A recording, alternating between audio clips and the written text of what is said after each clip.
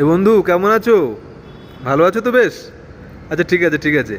বলছি যে, বাড়িতে চিংড়ি মালাইকারি লাস্ট কবে খেয়েছো? মনে পড়ছে না? আচ্ছা আচ্ছা, ঠিক আছে ঠিক আছে, মনে করতে হবে না।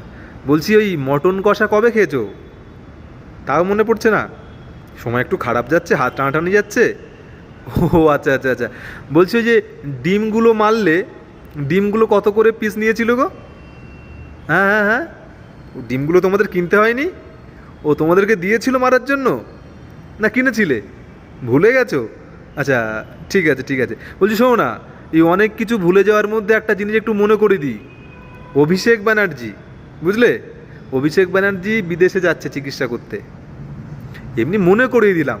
তোমরা খুব ব্যস্ত আছো তো, ডিম মারায়, জুতো মারায়, বুলডোজার চালানোয়।